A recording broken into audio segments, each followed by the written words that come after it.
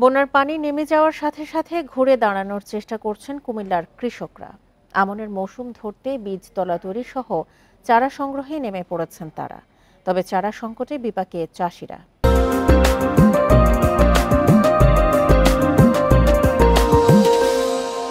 এবার ভয়াবহ বন্যার কবলে পড়ে কুমিল্লা। এতে ক্ষতির মুখে পড়ে জেলার কৃষি। আউশের পাকা ধান আর রোপা আমনের বীজতলার ক্ষতি সবচেয়ে বেশি। এখন বানের পানি নেমে যাওয়ায় বীজতলা তৈরি ও চারা সংগ্রহ করছেন কৃষকরা।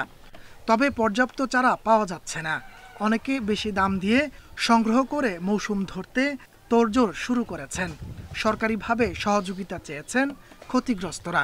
সবাই শূন্য, কেউ কাছে কিছু নেই। হয়তো যারা যারা হাতে কিছু টাকা আছে, এই দূরের থেকে আলি অল্প একটু কিনে আনে, এই আলি দিয়ে চলতো না।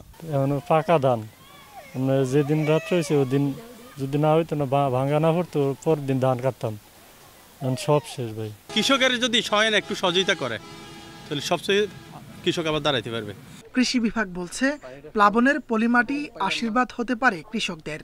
এছাড়া তালিকা করে ক্ষতিগ্রস্ত কৃষকদের বিনামূল্যে বীজ ও সার দেওয়ার কথা জানান কর্মকর্তারা।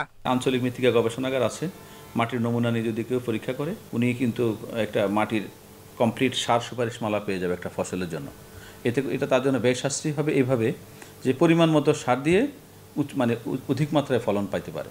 কৃষি প্রণোদনার বিষয়টা আসলে আমরা তথ্যগুলো কালেক্ট করেছি, এটা স্ব মন্ত্রণালয় তারা তাদের ডিপার্টমেন্টের সাথে কথা বলেছে, ইতিমধ্যে তারাও তাদের চাহিদা দিয়েছে এবং কৃষির যে কার্যক্রম ইতিমধ্যে কিছু কার্যক্রম তারা শুরুও করেছে।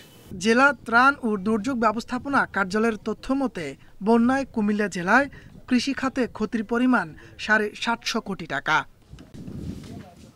Independent news.